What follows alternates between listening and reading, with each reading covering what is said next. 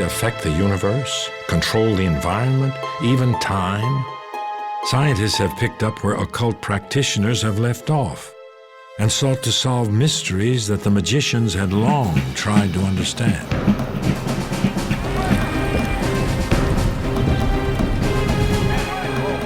March 17, 1863. John Pelham leads his company into the Battle of Kelly's Ford on a field in Virginia. Pelham was famed for his courage, but this was to be his final battle. More than a century later in Chicago, Illinois, Margaret Barrett feels a searing pain in her head. Could this nurse from the Midwest and a Civil War major have some connection? Margaret believes she was the major in a past life. When people have an experience of a past life, the truth is unshakable. It's a self-evident truth, and anybody could doubt the existence of that past life. But the people who have had the experience, you're not going to shake that truth from them. They know. Most believe otherwise, but men like Isaac Newton, Galileo, Karl Yune are responsible for creating some of science's biggest breakthroughs that were once considered mystical. Now, how do you know some of the things we now regard as supernatural and inconceivable may turn out to be perfectly valid, legitimate science 50 years from now? Ever since the Renaissance, scientists have pushed far beyond accepted boundaries. Before the age of technology, scientists relied on belief and intuition.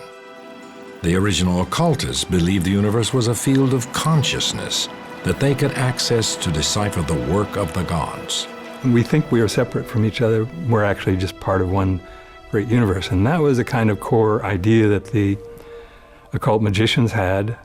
They expressed it beautifully at one point by saying, as above, so below. It really means that wherever you look, the patterns will be the same at the microscopic level, at our level, and at the cosmic level. These magicians believed that the universe and the mind were linked, a connection that quantum physicists are still trying to prove. And people find this very exciting, the overlay between the way the brain works and the way the universe works. But other New Age practices like channeling and exploring past lives are not accepted. All these experiences that are claimed to be occult sometimes originate in the brain from brain pathology. And this makes you wonder about all of these phenomena, what's causing them. Just because you find that people with temporal lobe seizures experience God doesn't negate the idea of God. But it does make you wonder, what religious experience is all about, because there are neural structures in the brain that predispose you to religious belief and mysticism. The link between magic and science has always been strong. And once the mystical is proven, it can become scientific fact. It's a pursuit that has shaped the world and man's understanding of it from the time of Newton. Isaac Newton was born in the 17th century, when man still believed the cosmos revolved around the earth. He is known both as the father of modern science and the last of the great magicians. Newton was an extraordinary intellect. He was able to concentrate for endless hours, and sometimes it seemed days on an issue. He could keep in mind all of the parts. Newton vividly imagined his theories and only later backed them up with experiments, a practice now known as an altered state of consciousness. People can do this by running or exercising. People can do it by fasting. People can do it by drinking or drugging. People can do it by prayer or meditation. There are many, hypnotism, there are many venerable practices over thousands of years where people have altered their state of consciousness. Well, I think creativity really requires something like the acceptance of intuition, acceptance of inspiration as the starting point for ideas that turn out to be profound, important, and even scientific ideas. If you open yourself to the cosmos, you will be filled with new knowledge. Newton was trying to build on the theories of a man who died in 1642, the same year he was born, Galileo. Galileo was mapping the stars and the planets. By then, astrology was a centuries-old science.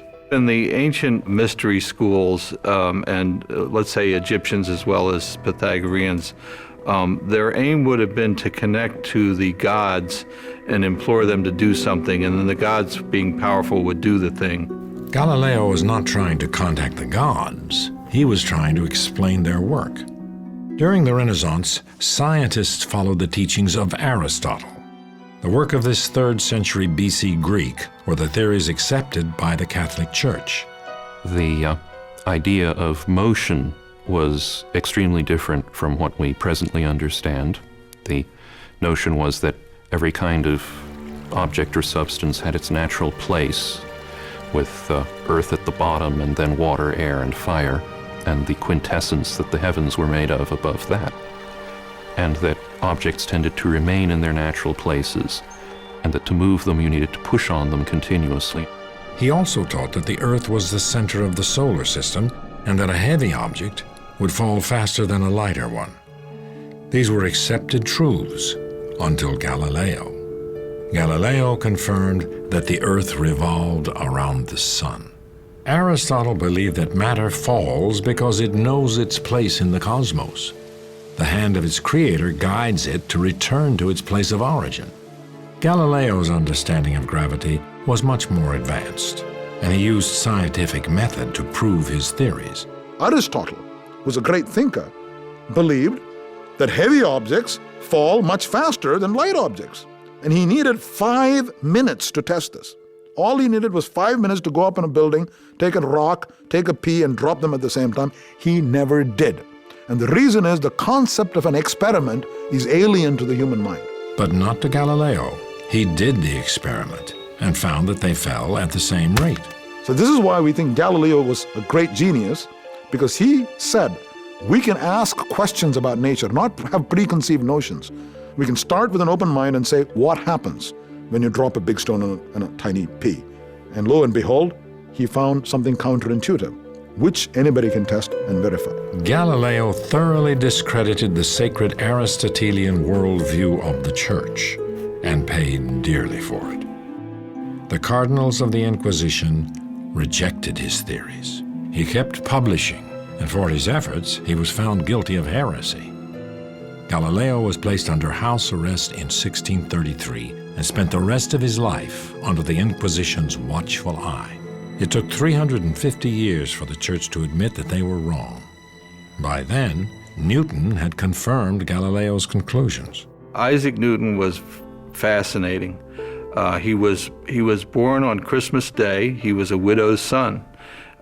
He was raised in a kind of austere surroundings and went off to college and kind of never stopped being at college, and studied the rest of his life. From a young man, he studied everything there was in the universe to study. The Renaissance had been fueled by the rediscovery of long-lost early Greek and occult texts. Scholars like Newton were thrilled to discover new ideas in science, religion, and magic.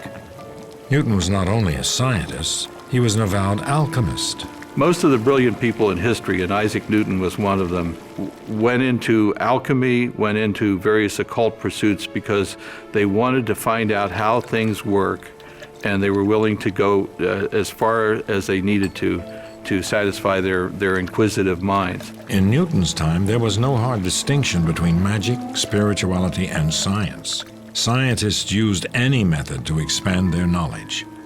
He spent years searching for the crown jewel of alchemy, the philosopher's stone. The stone was not an actual gem, but a higher level of consciousness that would enable scientific and spiritual breakthroughs. Alone in his room with his alchemical experiments, Newton would go for days without food or sleep. People who study creativity say there are several stages. First, you have to learn a great deal, and then you have to let that incubate and kind of bubble inside you, and then it will turn into something like an inspiration. That's what the alchemists were trying to do as well, and what Newton did so successfully. Newton took on Galileo's challenge of refuting Aristotle.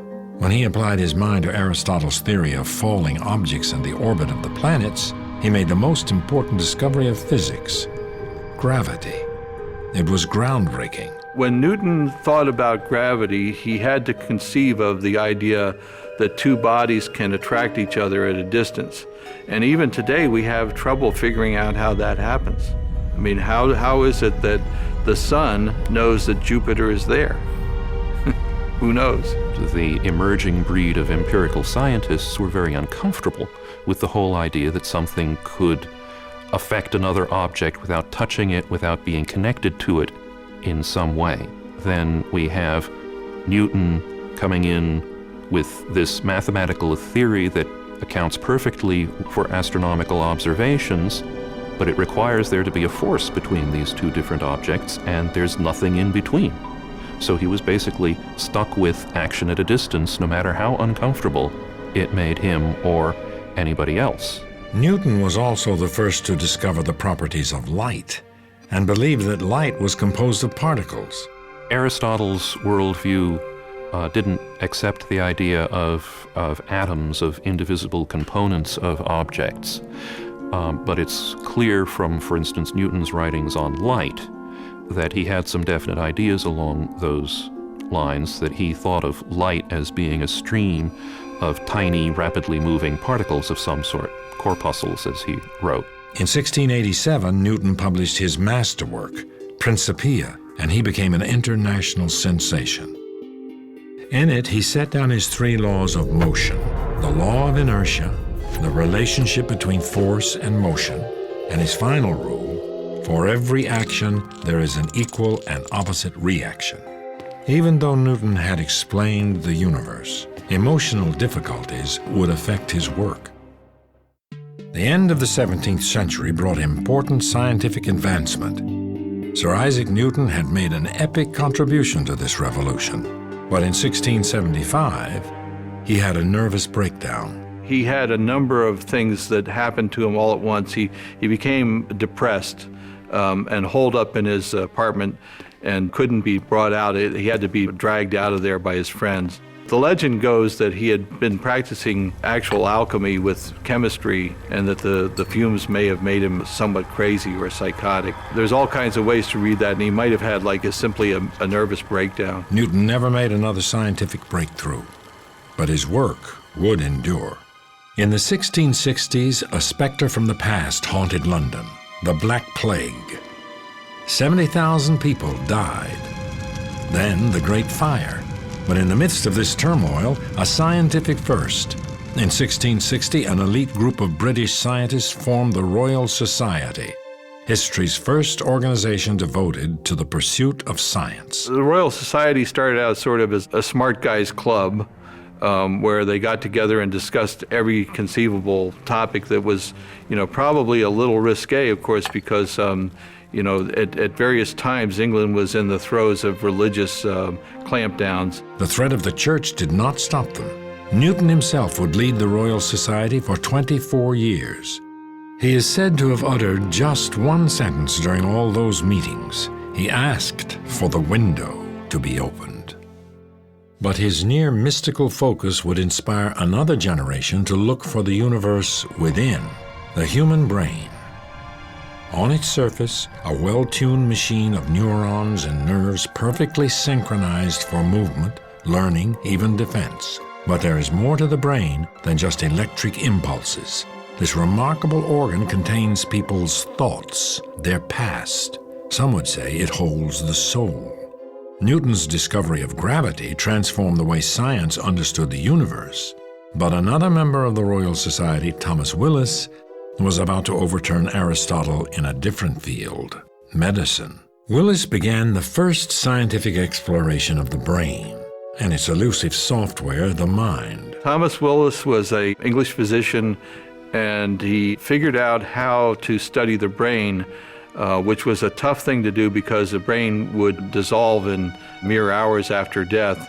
Progress in medicine had been hampered by a long-standing taboo against dissection of the human body. It took a certain relaxation of the rules to ever get dissection to happen. A lot of times the practitioners were in fact criminals. They were declared to be criminals even though they were scientists. It was against the law and every other thing to dissect a human body. Until the Renaissance, doctors believed Aristotle's view that the heart was the home of the mind. Few in medicine were able to conceive that the shapeless white mass inside the skull could possibly be the seat of reason and artistic expression. Willis suspected that the brain held more than his colleagues assumed. So he figured out a way to preserve it and then was able to distinguish all of the parts of the brain which nobody had really come to grips with before. Like Newton, Willis was an alchemist willing to experiment to get to the truth. Willis was the first to dissect the nerves leading to the brain. He explained how they functioned together. His lectures held his audiences spellbound. In 1664, he published Cerebrae Anatomy, at the time the most comprehensive study of the brain. A young student named John Locke built on his work and investigated the nature of thinking itself. Locke was primarily a philosopher.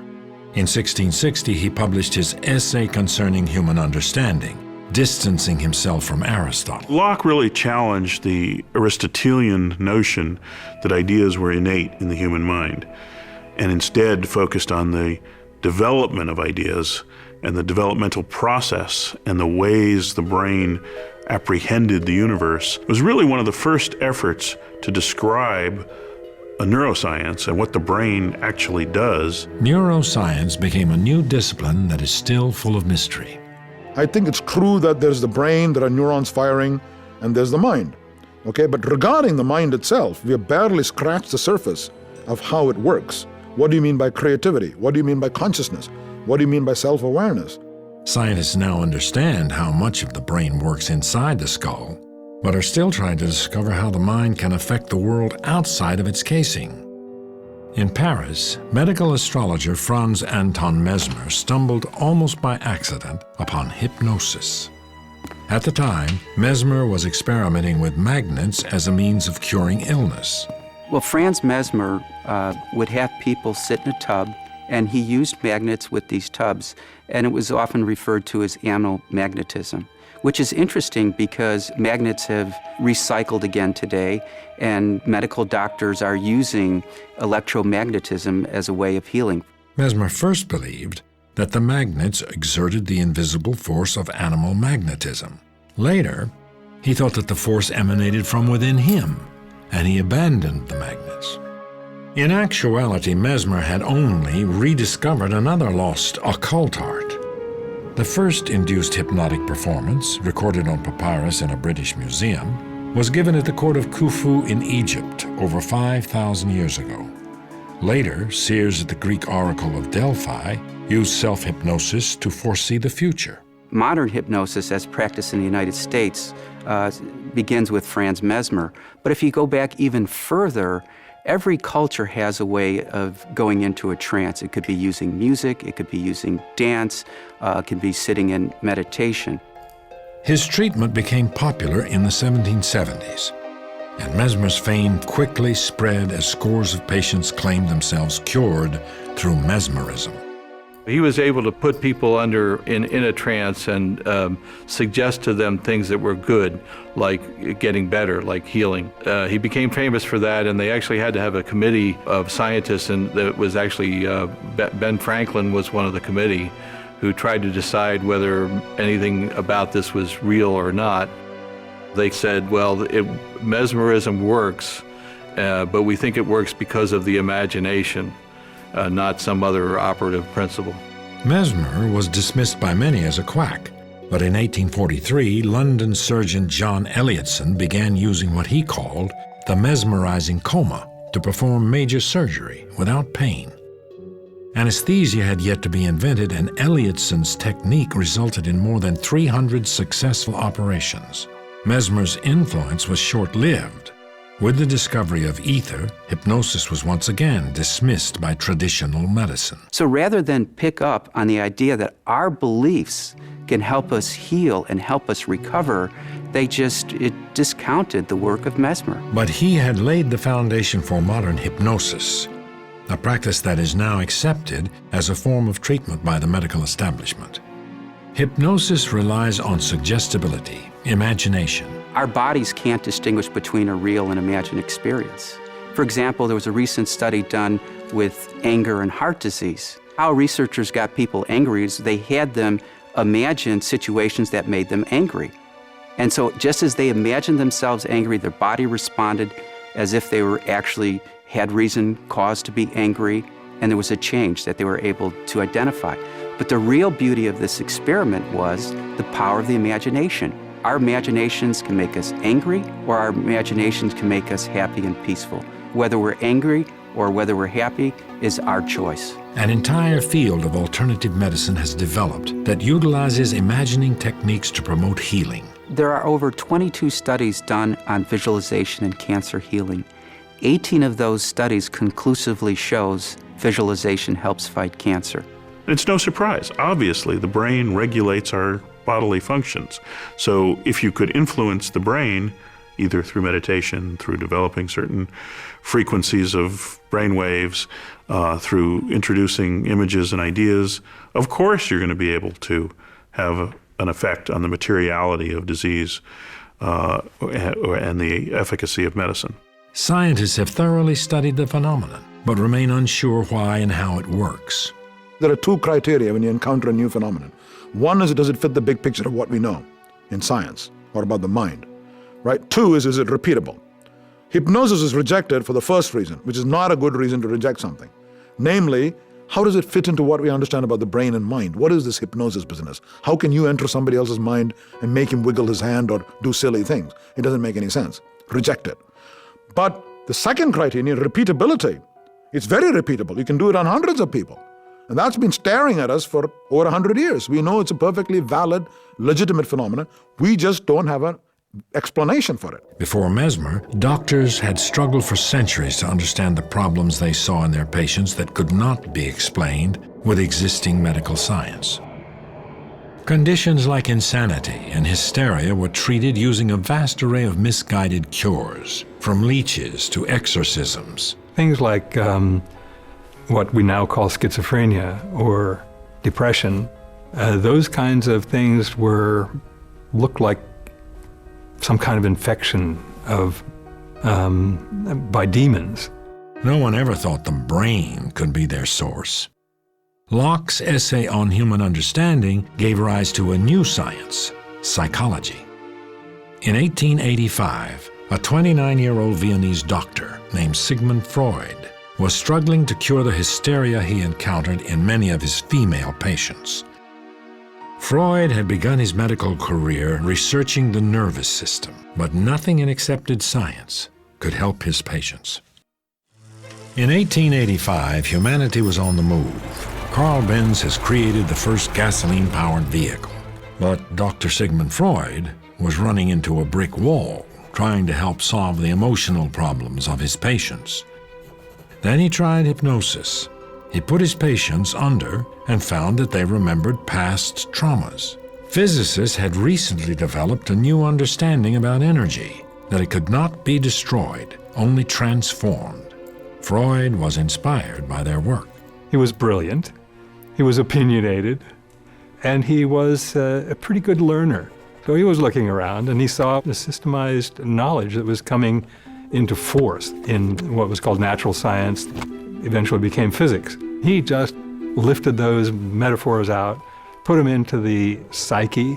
Freud discovered the unconscious. Freud saw the human personality as a psychic energy system. Energy that was not expressed consciously was diverted into the patient's unconscious, where it created neurosis. Freud identified repressed sexual energy as the root cause of all mental illness. And his ideas are still very much in force. We still think about our deepest motivations being hidden and supplanted by replacement motives and so forth. That's That's a Freudian extrapolation of the physics model into a psychic domain.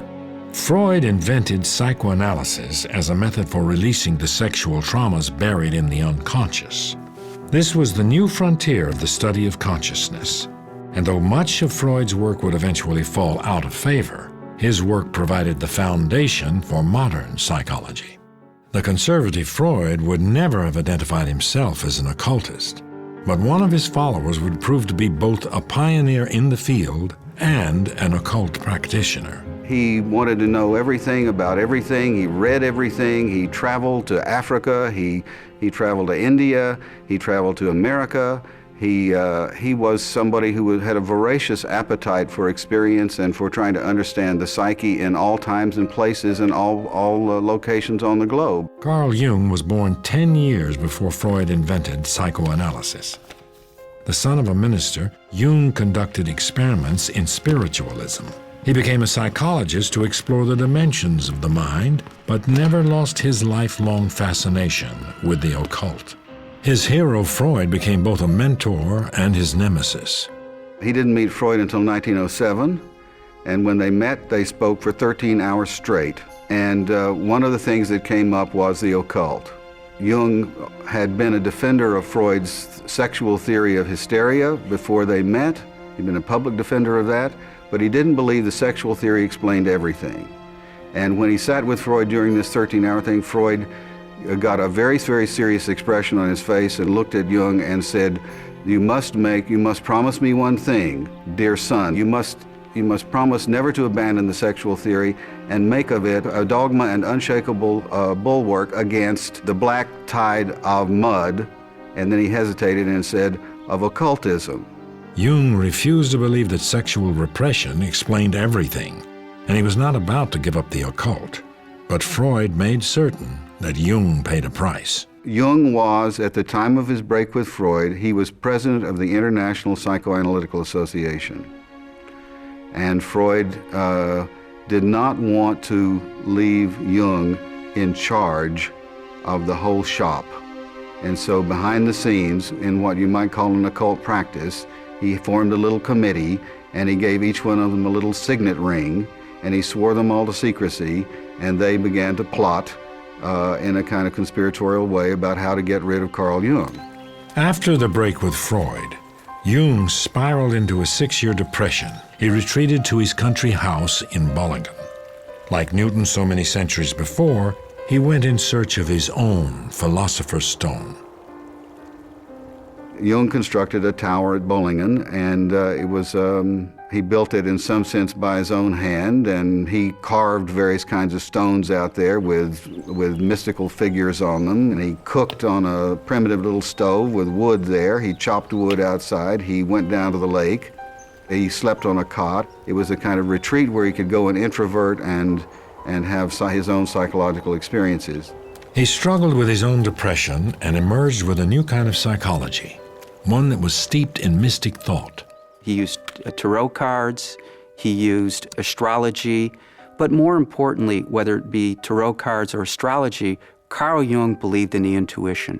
Karl Jung once said, the therapist's job is to get his or her patient in touch with the intuition, and when the therapist has done that, the job is basically done. During his retreat, Jung concluded that astrology, alchemy, mythology, and the I Ching were ways the first magicians understood the human consciousness. His biggest breakthrough, he saw the psyche as an energy field far bigger than a single personality. He called this the collective unconscious. The collective unconscious includes all the things that are not personal to us, that transcend that. They're the transpersonal or impersonal contents of the unconscious that Jung called archetypes. They're the typically human components that don't have anything to do with us necessarily just personally. They're not about our personal experiences. It's not about our mother or our father. It's about the very idea of mother and father. Both Jung and Freud practiced the altered state of consciousness used by magicians to gain their deepest insights. For Freud, this was a method of free association, and for Jung, this is a method of active imagination, where you deliberately induce a fantasy and you talk to aspects of yourself that are personified in image form. This would be like in the occult or in mediumship or in seances, thinking that you're talking to the dead when you're actually talking to yourself or your many inner selves. While Freud had isolated the personality into a bundle of neuroses driven purely by sexual repression, Jung had brought the individual to higher ground, a place within a broader humanity that had meaning and continuity. We have both a personal unconscious and a collective unconscious. So the personal unconscious is more aligned with our soul, and then our collective unconscious is the wisdom, the archetypes, the myths, the universalities that anybody can tap into.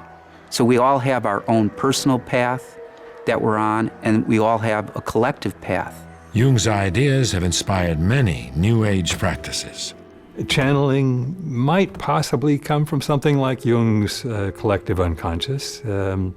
Probably most people who are channelers would say it comes from a higher level of wisdom.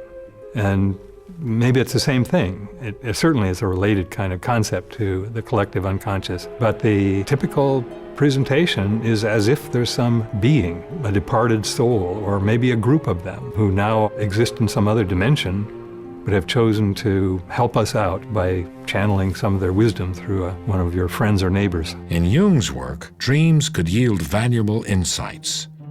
Some psychologists have taken this one step further into a technique called lucid dreaming. Lucid dreams are a special category where not only are you dreaming, but you know you're dreaming, and you actually may even be able to directly influence the direction of the dream. But Jung's influence did not stop with psychology. His work inspired a physicist who would try to forge a connection between the occult and science. For centuries, the study of the universe and the mind were separate disciplines. In 1905, the 30-year-old Jung met a young German man working as a clerk in a Swiss patent office, Albert Einstein. In some ways, Einstein was a mystic at heart. As a child, he had observed the movements of a compass needle and vowed that he would one day learn the mind of God. Like Newton, he would enter an altered state of consciousness which he called mind exercises, and intuitively arrive at his discoveries. Only later, Einstein would back them up with formulas and proofs.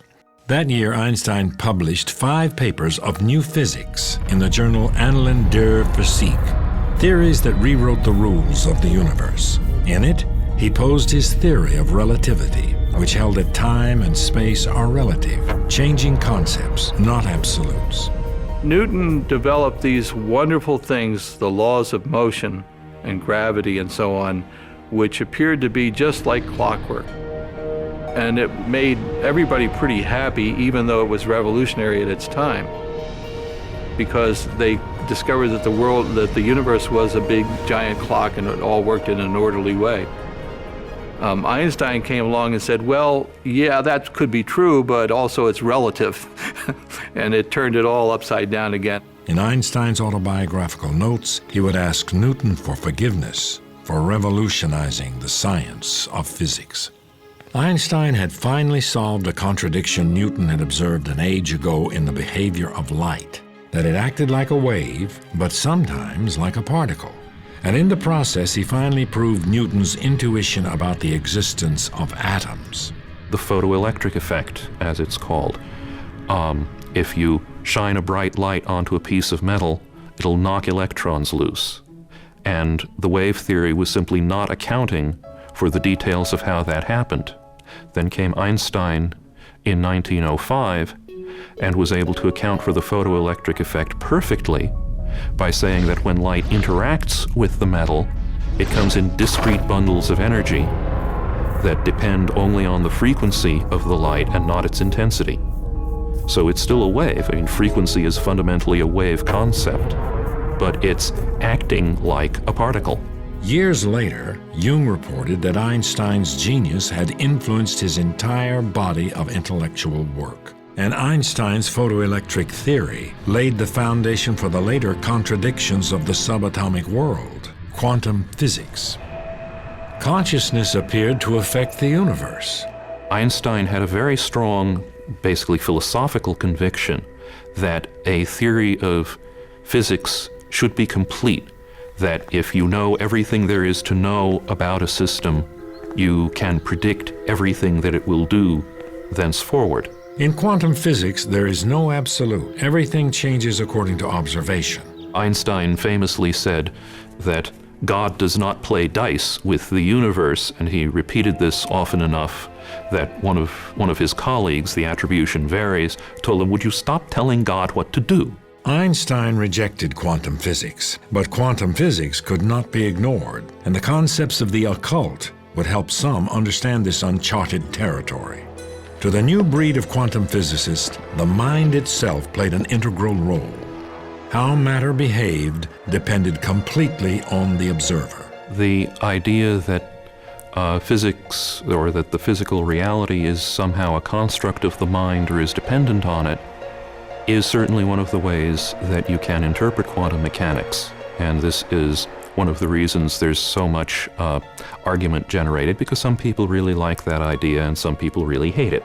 Quantum physicists call this the observer problem.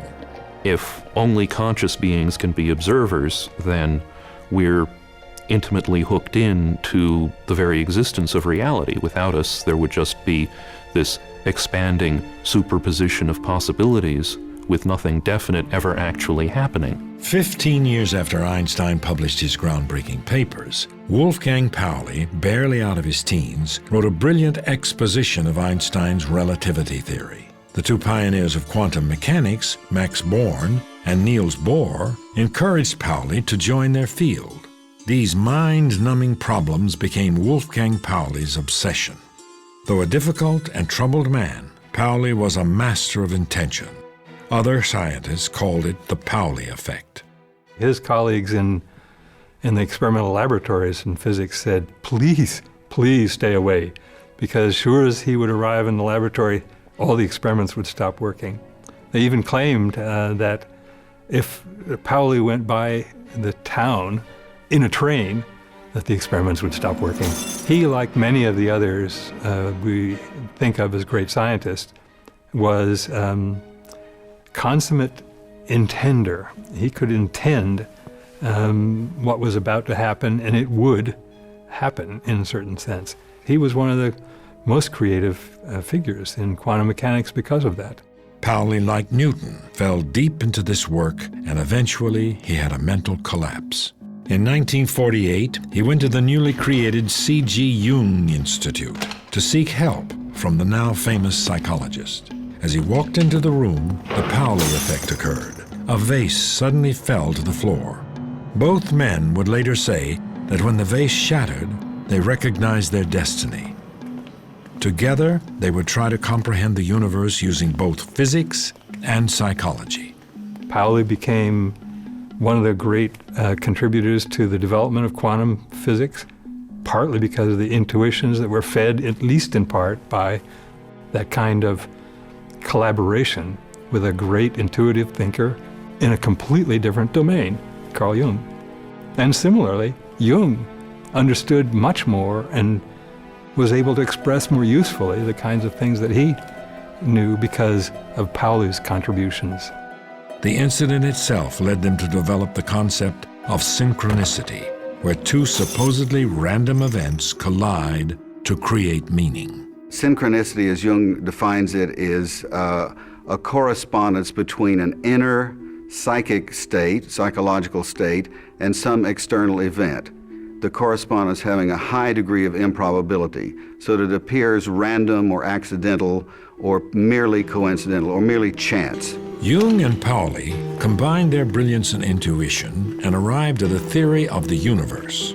If matter behaves according to observation, then have human beings made their own reality? Have people's collective thoughts and dreams created our world?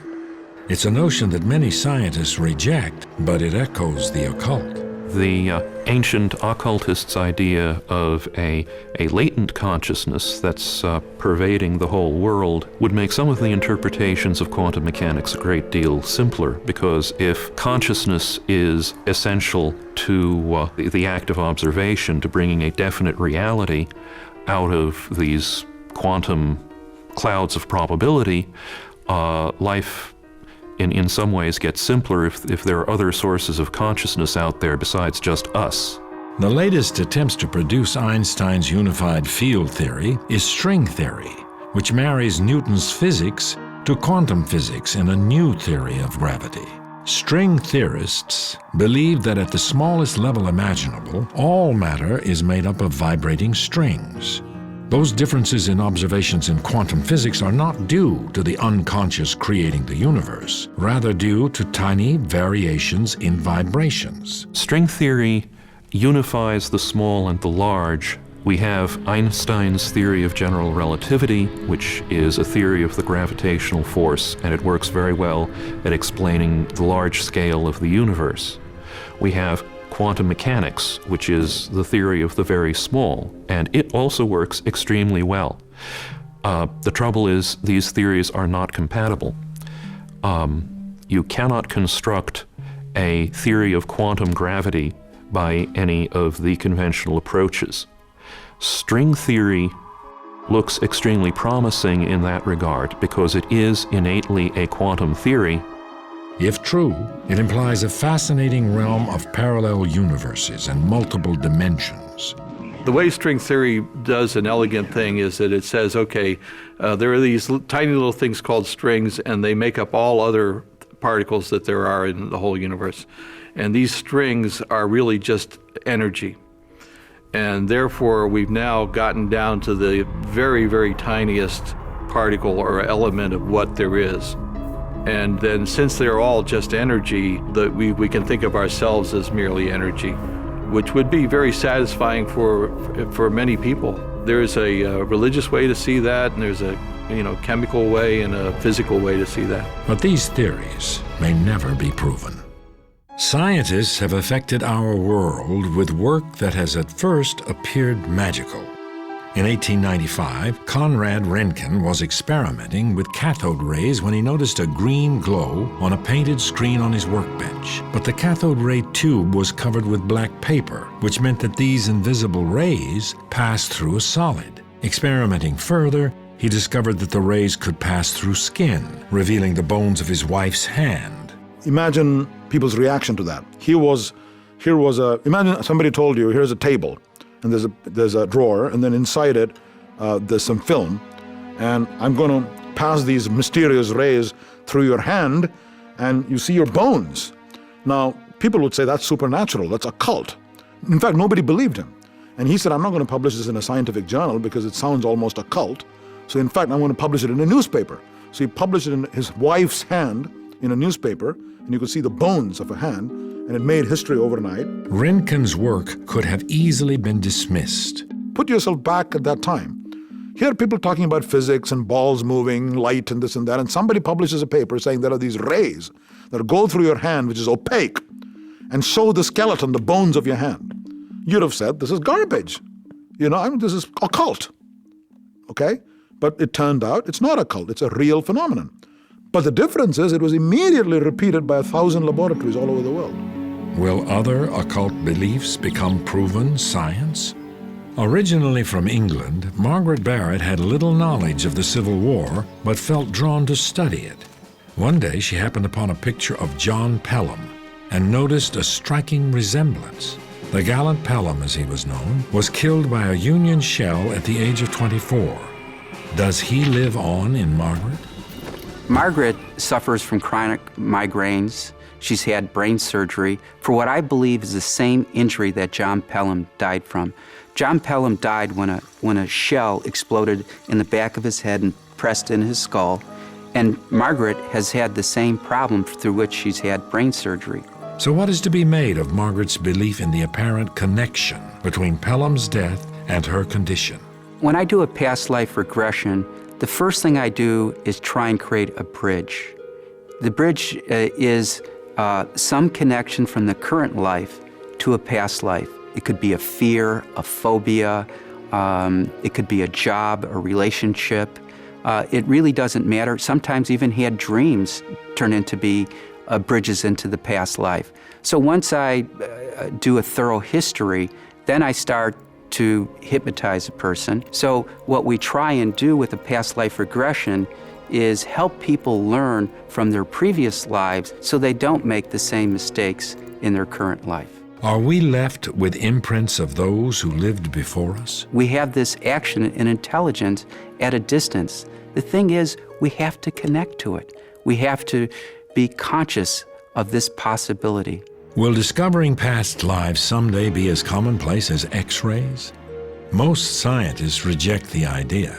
In the case of Röntgen, you did the experiment, everybody could repeat it, we accept it. In the case of Galileo's small stone and big stone, any child can go and repeat it.